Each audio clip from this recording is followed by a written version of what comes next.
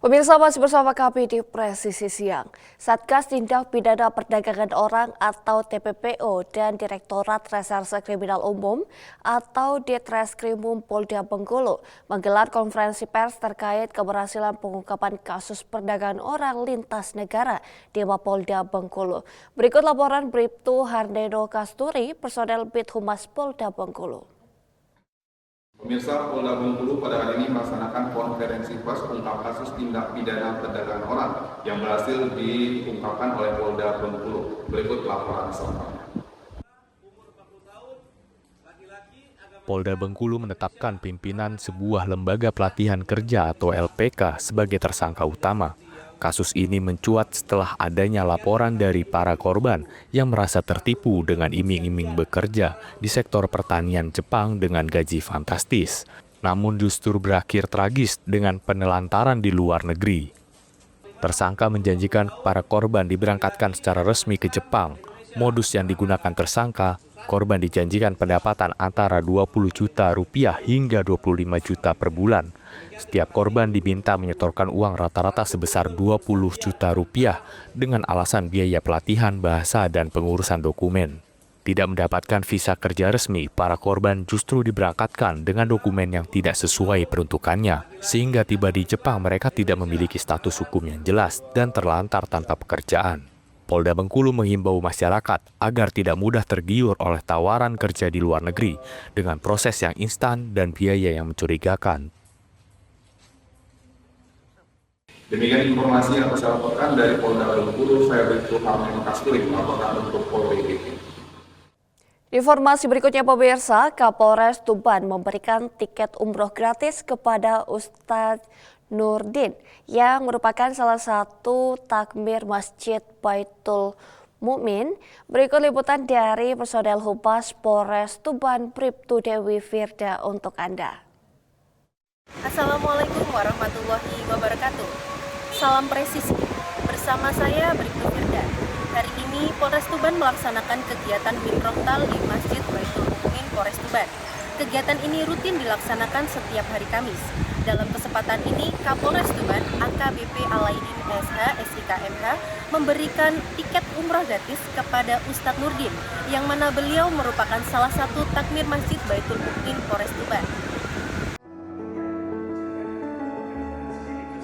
Mendapatkan kesempatan emas itu, Ustadz Nurdin yang mulai mengisi kegiatan di Masjid Baitul Mukmin sejak tahun 2008 mengucapkan terima kasih atas kesempatan dan anugerah yang diberikan oleh Tuhan Yang Maha Esa melalui Kapolres Tuban.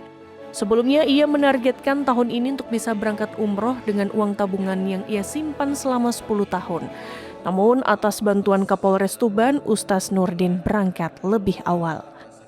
Dan ini tidak menutup kemungkinan juga bagi rekan-rekan yang lain, ya, Pak Waka, Pak Akbar sudah pernah menyampaikan nantinya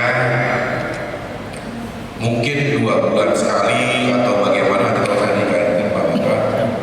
Ya mungkin tidak di depan saya ini akan saya berangkatkan umroh nantinya melalui saya, atau mungkin nanti ada pejabat-pejabat Polres yang ikhlas atau belajar ikhlas mengumrohkan orang.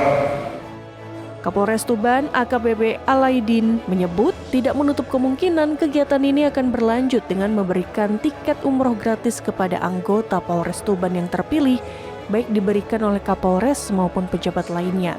Dari Humas Polres Tuban melaporkan untuk Polri TV. Pemirsa, Polres Jembrana melaksanakan serah terima jabatan Kapolsek Negara. Kegiatan ini menjadi bagian dari dinamika organisasi Polri dalam rangka penyegaran serta peningkatan kinerja pelayanan kepada masyarakat. Berikut laporan Brigadir Reni Kumari, personel Humas Polres Jembrana, Polda Bali. Sebagai bentuk kesinambungan kepemimpinan dan penguatan pelayanan kepada masyarakat, Polres Jembrana melaksanakan upacara serah terima jabatan Kapolsek Negara pada hari Jumat, tanggal 23 Januari 2026. Berikut liputannya untuk Anda. Serah terima jabatan Kapolsek Negara Polres Jembrana digelar di lapangan apel Auditorium Pemerintah Kabupaten Jembrana, Bali. Dalam upacara tersebut, jabatan Kapolsek Negara secara resmi diserah terimakan dari Kompol IKDek Ardika kepada AKP Andi Prasetyo. Prosesi sirtijab dipimpin langsung oleh Kapolres Jembrana AKBP Kadek Citra Dewi Suparwati.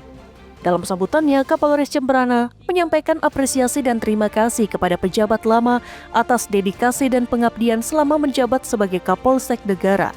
Sekaligus menekankan bahwa Polri merupakan representasi hukum yang hadir langsung di tengah masyarakat. Kapolres juga menyampaikan selamat datang kepada AKP Andi Prasetyo sebagai Kapolsek Negara yang baru. Seraya berharap mampu memahami karakteristik wilayah serta menjalin komunikasi yang efektif dalam menyelesaikan berbagai permasalahan di masyarakat. Melalui serah terima jabatan ini diharapkan kinerja Polsek Negara semakin optimal dalam menjaga keamanan dan ketertiban masyarakat serta meningkatkan kualitas pelayanan publik di wilayah Kabupaten Jembrana. Rotasi jabatan menjadi wujud komitmen Polres Jembrana dalam membangun organisasi yang profesional, modern, dan terpercaya. Dari Humas Polres Jembrana Polda Bali melaporkan untuk Polri TV. Pemirsa, pasca bencana banjir bandang yang melanda wilayah Kabupaten Agam, Polri terus hadir memberikan dukungan kemanusiaan kepada masyarakat. Salah satunya dengan melakukan normalisasi sungai serta mendukung pembangunan hunian sementara bagi warga terdampak. Berikut informasinya untuk Anda. Tim SAR Resimen 2 Pasukan Pelopor BKO Polda Sumatera Barat melaksanakan kegiatan kemanusiaan berupa normalisasi aliran sungai di Desa Kampung Tengah, Kecamatan Palembayan, Kabupaten Agam pada Rabu 21 Januari 2026.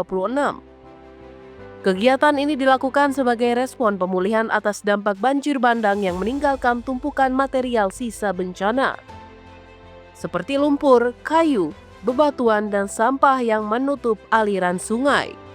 Kondisi tersebut dinilai berpotensi menghambat aliran air dan meningkatkan resiko banjir susulan, terlebih di tengah curah hujan yang masih tinggi di wilayah tersebut. Dengan sigap, personel tim SAR Resimen 2 Pasukan Pelopor melakukan pembersihan dan pengangkatan material sisa banjir. Upaya ini dilakukan untuk memulihkan fungsi sungai sekaligus menjaga keselamatan warga sekitar. Kegiatan dilaksanakan secara gotong royong dengan melibatkan unsur terkait serta masyarakat setempat. Sinergi antar aparat dan warga terlihat saat seluruh pihak bahu-membahu membersihkan area sungai dan lingkungan sekitar. Selain normalisasi sungai, tim SAR Resimen 2 Pasukan Pelopor juga turut mendukung percepatan pembangunan hunian sementara atau huntara. Lingkungan yang bersih dan aman diharapkan memperlancar proses pembangunan bagi warga terdampak. Kehadiran Polri merupakan bentuk tanggung jawab negara dalam membantu masyarakat di saat sulit. Polri berkomitmen terus bersinergi untuk mempercepat pemulihan dan meminimalkan resiko bencana susulan. Melalui kegiatan ini diharapkan kondisi lingkungan Desa Kampung Tengah dapat segera pulih, resiko banjir susulan dapat ditekan, serta masyarakat terdampak memiliki semangat baru untuk bangkit menata kehidupan pasca bencana. Dari Kabupaten Agam, Polri TV.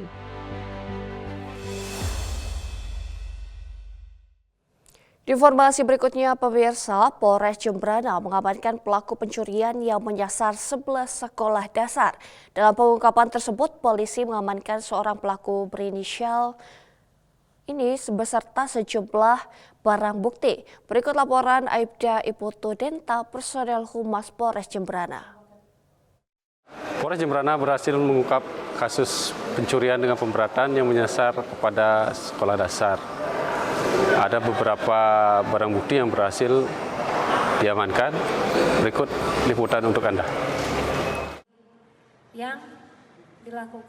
Polri kembali menunjukkan komitmennya dalam melindungi dunia pendidikan. Satreskrim Polres Jembrana berhasil mengungkap kasus pencurian dengan pemberatan yang menyasar 11 sekolah dasar di wilayah Kabupaten Jembrana, Bali. Dalam pengungkapan tersebut, polisi berhasil mengamankan seorang pelaku berinisial DS berumur 49 tahun, warga Kabupaten Tabanan beserta sejumlah barang bukti. Kasus ini terungkap berawal dari laporan pencurian di SD Negeri 4 Medewi, Kecamatan Perkutatan, Kamis 8 Januari 2026. Menindaklanjuti laporan tersebut, petugas langsung melakukan penyelidikan intensif hingga akhirnya berhasil menangkap pelaku pada Jumat 16 Januari 2026. Sekitar pukul 4 pagi, Wita, di Jalan Raya Denpasar Gilimanuk, Desa Pangyangan, Kecamatan Perkutatan. Kapolres Jembrana AKBP Kadek Citra Dewi Suparwati menegaskan bahwa pengungkapan ini merupakan bentuk nyata dari kehadiran Polri dalam menjaga keamanan, khususnya di lingkungan pendidikan. Pelaku dari tindak pidana tersebut yaitu atas nama DS, usia 49 tahun, jenis kelamin laki-laki. Adapun modus dari pelaku yaitu pelaku mencongkel pintu atau jendela ruangan. Dari hasil pengembangan atas interogasi pelaku mengakui telah melakukan serangkaian aksi pencurian di beberapa lokasi yang berada di wilayah Kabupaten Jembrana, yaitu sebanyak 10 lokasi lainnya. Atas perbuatannya, tersangka dijerat dengan pasal 477 KUHP tentang pencurian dengan pemberatan, dengan ancaman hukuman maksimal 7 tahun penjara. Polres Jembrana mengimbau pihak sekolah untuk meningkatkan sistem pengamanan lingkungan, serta mengajak masyarakat agar segera melaporkan setiap tindak pidana melalui call center Polri di 110 atau kantor Polres atau Polsek terdekat. Dari Humas Polres Jembrana, Polda Bali melaporkan untuk Polri TV. Pemirsa, tetaplah bersama kami, Presisi Siang akan segera kembali.